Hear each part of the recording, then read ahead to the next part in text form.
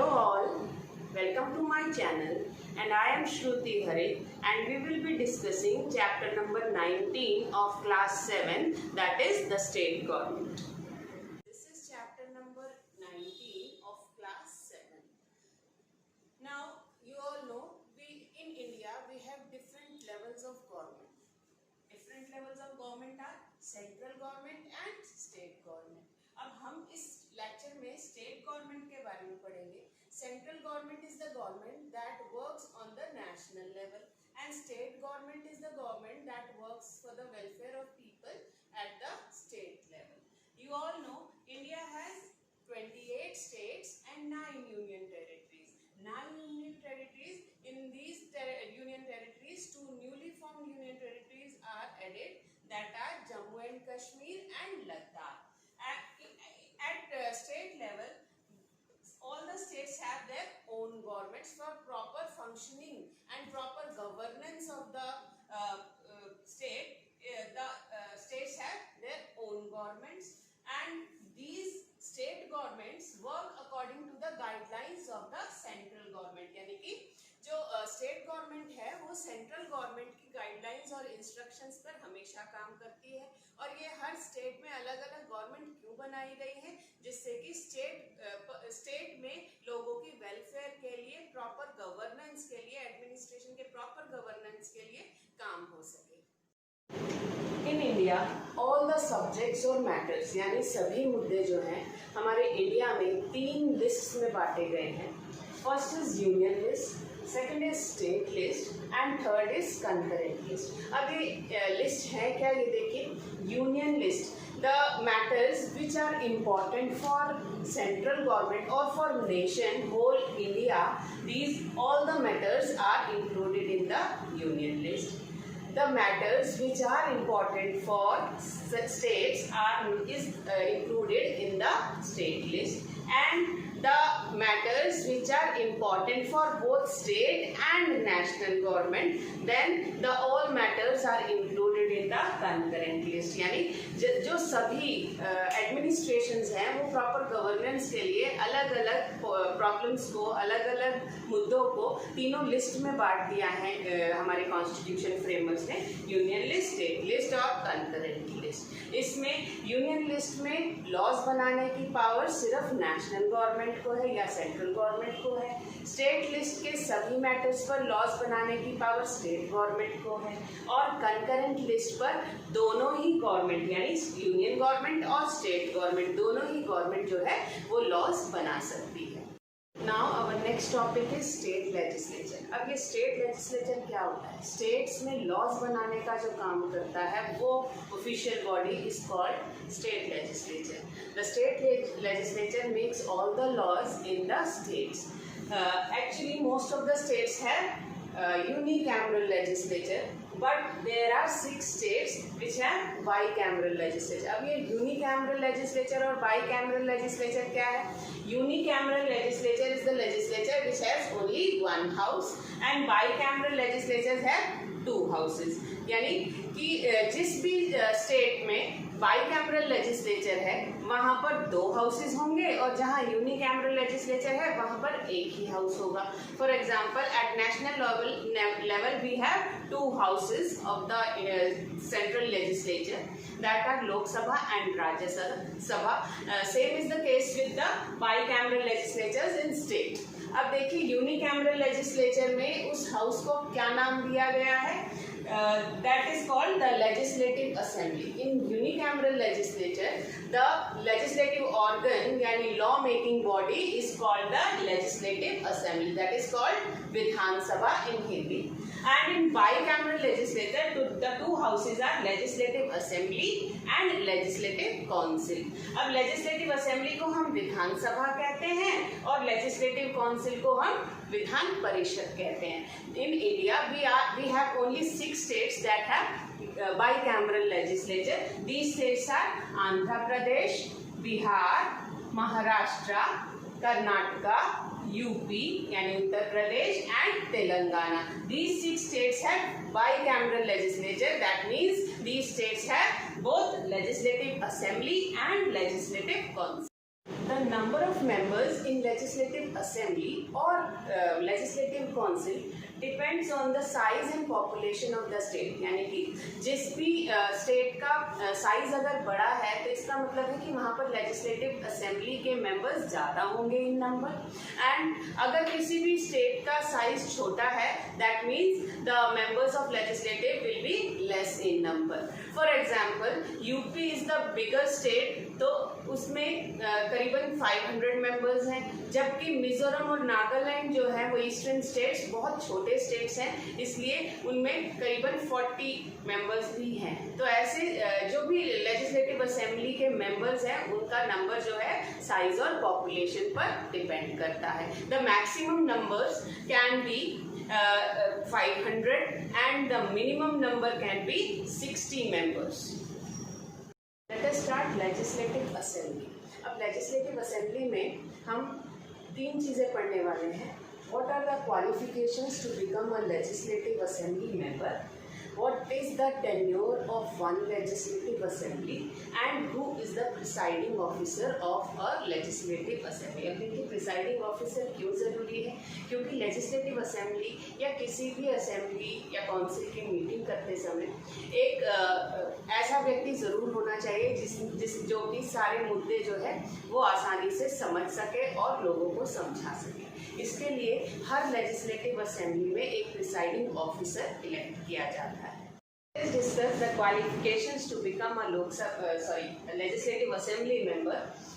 The member who want to become a MLA, that is member of legislative assembly, should be a citizen of India, यानी हमारे देश का नागरिक होना चाहिए. Second, he must have minimum 25 years of age, कम से कम 25 years का होना चाहिए, and his or her name be there in the voters list. अब voters list क्या है?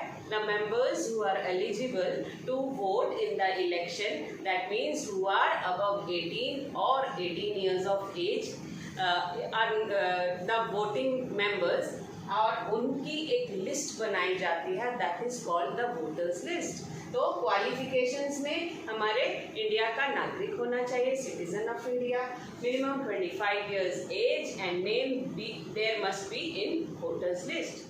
Discuss the tenure of a legislative assembly. The normal term of legislative assembly is 5 years.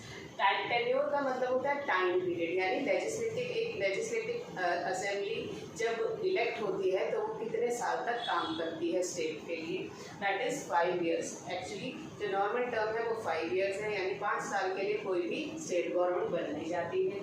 But it can be dissolve earlier also by the governor of the state. Earlier कैसे dissolve हो सकते हैं, इसको पहले भी ख़त्म किया जा सकता है गवर्नर के द्वारा, उस स्टेट के गवर्नर के द्वारा, अगर वो स्टेट गवर्नमेंट या स्टेट लेजिस्लेटिव असेंबली जो है वो प्रॉपरली अकॉर्डिंग टू कॉन्स्टिट्यूशन और according to the guidelines of central government अगर काम नहीं कर रही है, उनके इंस्ट्रक्शंस के अकॉर्डिंगली काम नहीं कर रही है, स्टेट में लोगों के वेलफेयर के लिए काम नहीं कर रही है, तो वो 5 साल से पहले भी डिसॉल्व की जा सकती है. तो इसका मतलब है टेन्योर एक्चुअली 5 साल का होता है, लेकिन वो 5 साल से पहले भी डिसॉल्व किया जा सकता है. For proper and smooth functioning of state legislature or state legislative assembly, one presiding officer is elected in each and every legislative assembly. तो प्रिसाइडिंग ऑफिसर जो है वो लेजिस्लेटिव असेंबली में काम क्या करता है, वो लेजिस्लेटिव असेंबली की सारी प्रोसीडिंग्स जो हैं वो स्मूथली फंक्शन करता है. तो प्रिसाइडिंग ऑफिसर जो है वो लेजिस्लेटिव असेंबली में स्पीकर होता है. Speaker and for his help or in absence of the speaker, the deputy speaker works as the speaker of legislative assembly. अब ये स्पीकर जो है वो ऑलवेज मेजोरिटी पार्टी से इलेक्ट होता है, यानी from the members of the majority party. अब मेजोरिटी पार्टी क्या है? The party getting the maximum number of seats in the election is known as the majority party, and the deputy speaker is always elected from the opposition party. अब opposition party क्या होती है? The party getting the less number of seats in the elections is known as opposition party. For example, in Punjab, the majority party is Congress and the opposition party is BJP. यानी जो speaker है legislative assembly का वो कांग्रेस से बनाया गया इन पंजाब, और deputy speaker जो है वो बीजेपी या किसी भी ऑपोजिशन पार्टी से बनाया जा सकता है। तो इसका मतलब है for the proper and smooth functioning of legislative assembly a speaker and deputy speaker must be there in the legislative assembly. Let us discuss about the legislative council now. What are the qualifications to become a legislative council member? What is the tenure of legislative council and who is the presiding officer in legislative council?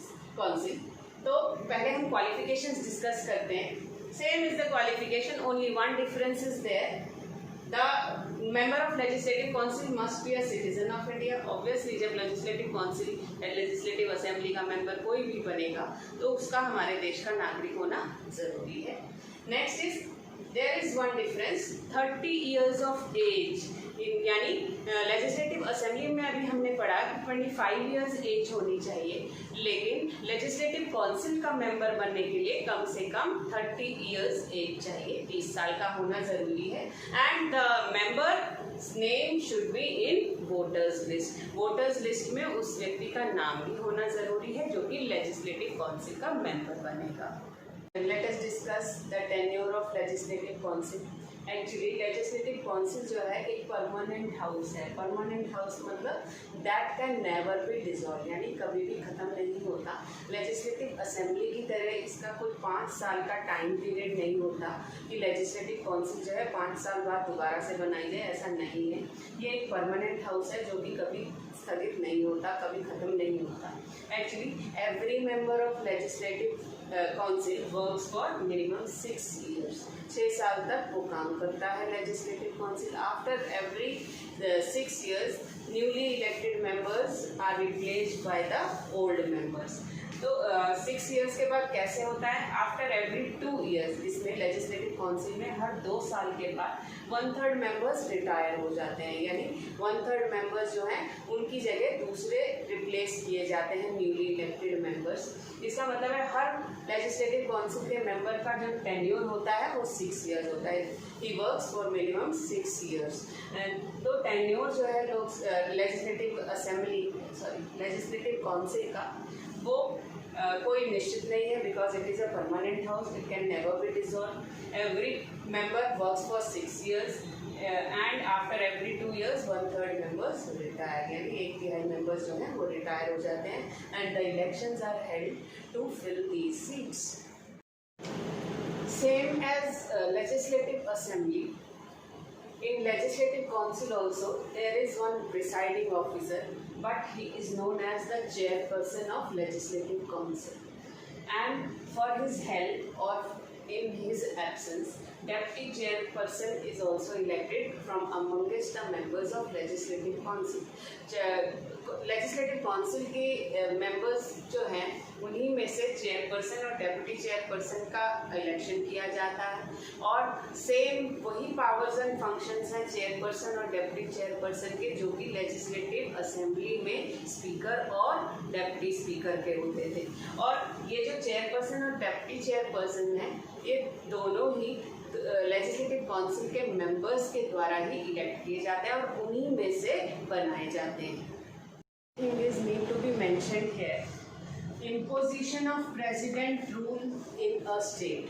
कई बार ऐसा भी होता है कि state government जो है किसी भी स्टेट में पहले 5 साल से पहले ही डिसॉल्व हो जाए, उस स्थिति में उस स्टेट में प्रेसिडेंट रूल लगाया जाता है। अब प्रेसिडेंट रूल कैसे, कौन कौन सी ऐसी सिचुएशंस हैं, ऐसे कंडीशंस हैं जबकि प्रेसिडेंट रूल लगाया जाता है स्टेट में। First is if the state government is not working properly, that means the state government is dissolve before 5 years, और ये 5 साल से पहले अगर डिसॉल्व हो जाती है, this is because of the advice of the chief minister. तो उस चीफ मिनिस्टर के एडवाइस के बाद ही प्रेसिडेंट रूल लगाया जाता है by the governor of the state. if the state legislature is unable to elect its leader, कई बार ऐसा भी होता है कि स्टेट लेजिस्लेचर में मेजोरिटी पार्टी जो है वो ये डिसाइड नहीं कर पाती कि हमारा जो है लीडर कौन होगा, यानी कि उस स्टेट का चीफ मिनिस्टर कौन होगा। उस स्थिति में भी, उस कंडीशन में भी प्रेसिडेंट रूल लगाया जाता है स्टेट में। And one condition is there if there is a breakdown of coalition. For example, coalition क्या है? जब एक या एक से ज़्यादा पार्टीज मिलकर गवर्नमेंट फॉर्म करती हैं, that is called the coalition government. For example देखिए, हरियाणा में अभी फिलहाल कोएलिशन गवर्नमेंट है। 2 parties are there which has form the government, BJP and JJP. तो जब ये 2 पार्टीज जो हैं अब अलग अलग हो जाती है during the 5 years of legislative assembly, state legislative assembly, उस स्थिति में भी प्रेसिडेंट रूल लगाया जा सकता है उस स्टेट के अंदर। तो ये प्रेसिडेंट रूल जो है वो तभी प्रॉपर फंक्शन करता है और उस दौरान सभी जो है वो प्रेसिडेंट के द्वारा ही रूल्स और रेगुलेशंस फॉलो करती है। ठीक है, तो ये प्रेसिडेंट रूल एक इम्पॉर्टेंट स्थिति है जबकि किसी स्टेट में प्रेसिडेंट के अकॉर्डिंगली ही सारा काम होता है। देखिए, इस लेक्चर में हमने लेजिस्लेटिव असेंबली और लेजिस्लेटिव काउंसिल के बारे में पढ़ा, उनकी क्वालिफिकेशंस, उनकी टेन्योर और साथ ही प्रिसाइडिंग ऑफिसर कौन होता है, और ये भी आपको पता चल गया है कि स्टेट गवर्नमेंट क्या है। अब आगे आने वाले लेक्चर में हम इसके आगे की प्रोसीडिंग्स करेंगे, यानी जो स्पीकर है उसके क्या पावर्स और फंक्शंस हैं, इसके अलावा स्टेट लेजिस्लेचर के क्या पावर्स एंड फंक्शंस हैं, गवर्नर कौन है, चीफ मिनिस्टर कैसे बनता है और काउंसिल ऑफ मिनिस्टर्स का क्या रोल है। अब आगे आने वाली वीडियोस में आपको ये सब करना है।